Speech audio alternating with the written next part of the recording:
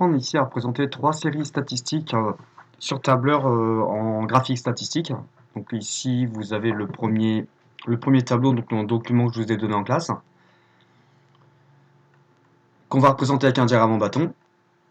Le deuxième document qu'on va représenter, le deuxième tableau, pardon, qu'on va représenter par un histogramme. Et enfin, le troisième tableau, la troisième série qu'on va représenter ici par un diagramme circulaire en secteur. Pour ça, vous ouvrez le document que vous avez sur lequel vous avez commencé à travailler la semaine dernière. Je vais reprendre la base, vraiment la base du premier tableau pour vous expliquer déjà comment on va faire pour avoir un tableau propre et soigné. Et j'avancerai un petit peu plus vite pour les deux autres. Donc ici, j'ai simplement pour l'instant saisi les valeurs numériques du tableau. Et ici, donc la colonne A correspond au nombre de postes de télé. Et ici, dans la cellule A2, on a le nombre d'élèves. Alors, ce qu'il faut, la première chose qu'on doit faire, c'est ici allonger l'épaisseur de la colonne. Donc pour ça, soit on le fait manuellement, comme je le fais, ou soit on peut saisir aussi manuellement une valeur de la largeur de la colonne. Donc pour ça, vous allez simplement ici, comme moi, dans la colonne A, tout en haut, vous avez une flèche noire qui s'affiche. Voilà, donc vous la sélectionnez, vous faites un clic droit, largeur de colonne, et par exemple, on va mettre 20, admettons. Bon, la première, on peut la faire manuellement. Ce qui est bien, ce qu'il faut éviter, c'est de faire manuellement toutes les autres colonnes, parce que moi, ce que j'aimerais pour avoir quelque chose de propre, c'est d'avoir la même largeur partout.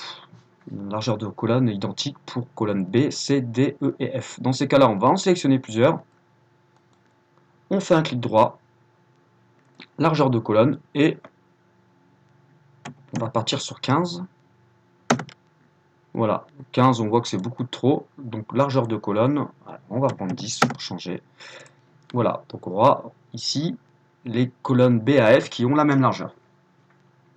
Même chose pour la hauteur de ligne. Ici, je trouve que c'est un peu court. Donc, je sélectionne ici mes deux lignes, 1 et 2.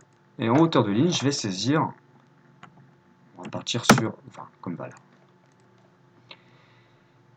Ensuite, ce qu'il faudrait, c'est qu'on centre dans les cellules, tout ce qui est écrit dans les cellules. Alors, pour centrer, on centre ici verticalement et ici, on centre horizontalement.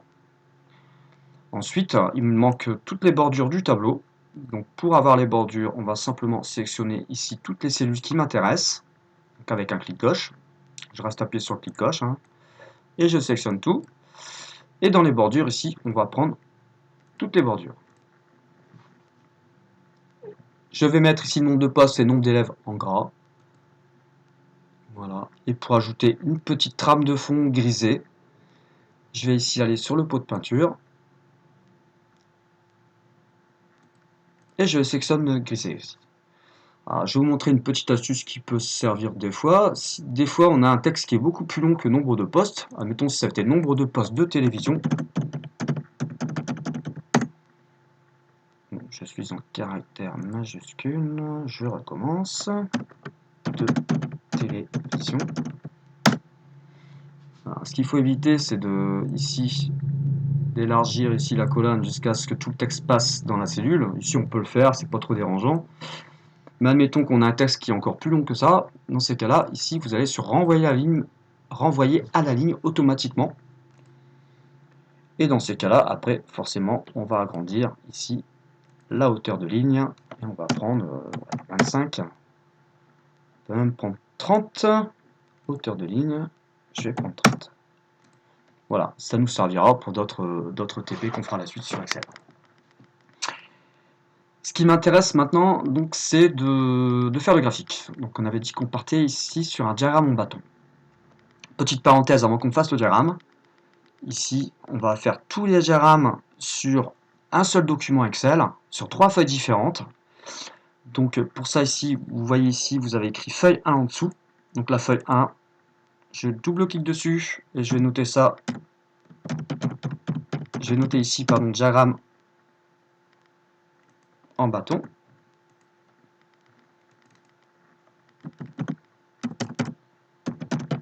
diagramme en bâton.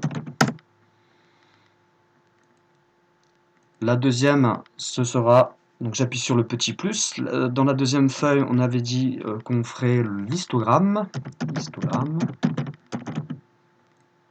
Et après, on partirait sur le diagramme circulaire en secteur.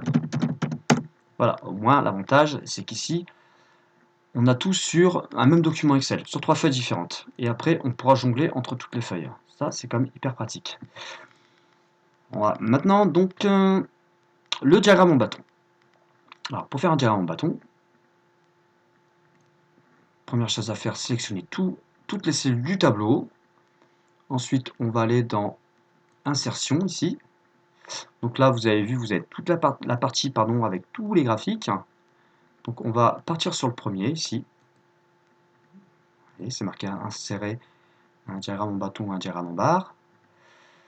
Un histogramme. Voilà, ben c'est le premier. Alors, moi, généralement, je prends le premier. Il y en a d'autres qui sont proposés. Alors, partez sur le premier. Parce que moi, je vais vraiment vous apprendre à tout faire à la main.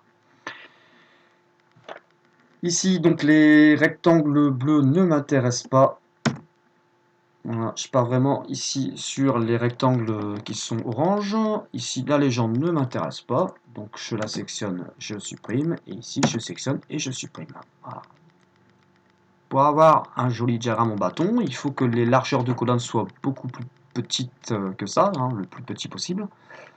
Donc, pour ça, regardez, je vais simplement ici sélectionner les colonnes, faire un clic droit, mettre en forme une série de données. La largeur de l'intervalle, ça correspond à la largeur ici entre deux colonnes. Donc ici, on va prendre le maximum sur Excel, c'est 500%. Voilà. J'aimerais bien voir les nombres qui s'affichent au-dessus, ici. Donc 15, 31, 24, l'effectif qui s'affiche au-dessus de chaque barre. Pour ça, je sélectionne les barres, je fais un clic droit, ajouter les étiquettes de données. Enfin, pour avoir quelque chose de propre et fini, je vais travailler les deux axes. Ici, j'aimerais bien que l'axe soit en caractère droit, donc mise en forme de l'axe. Ici, donc dans le pot de peinture, couleur, donc ici dans courbe, couleur ici, je vais prendre du noir. Voilà, c'est sélectionné. Et type de flèche initiale, je vais laisser celle-là. Donc je ne touche pas. Par contre, type de flèche finale, je prends une flèche ici. J'ai la flèche qui apparaît. Vous ferez la même chose ici pour l'autre axe, je vous laisserai faire. Et enfin, donc il faudra le sélectionner et faire bien l'axe, surtout. On fera attention, parce que des fois c'est hyper sensible. Donc vous cliquez ici sur l'axe et c'est là-dedans ici que vous allez saisir. Vous allez faire comme j'ai fait et il faudra mettre une flèche. Dernière chose à faire, ajouter une légende. Ajouter un titre pour chaque axe, pardon. Donc dans ces cas-là, vous, ici, vous avez le petit plus ici qui apparaît. Donc ça, c'est pratique, ça permet d'avoir rapidement accès à certaines choses. Donc ici, vous mettez titre des axes. Titre de l'axe, ici, je vous laisserai faire. Vous noterez nombre de postes de télé à la place. Et titre de l'axe ici, vous mettrez nombre d'élèves. Et après, vous pourrez déplacer ça comme vous voulez. Alors, je vous donne donc le document fini. Regardez, ça doit donner quelque chose qui ressemble à ça. L'histogramme, donc maintenant, je vous laisserai saisir vous-même le tableau correctement pour avoir quelque chose de joli et de propre. Alors, on s'y prend exactement de la même manière que pour le diagramme en bâton. La seule chose qui va changer, c'est qu'en largeur de l'intervalle ici, on ne prend pas 500%. Regardez, si je prends 500, je vais avoir mes diagrammes en bâton, enfin mes bâtons. Donc ici, je vais prendre 0%. Et donc on a un histogramme. Ça, je vous laisse faire.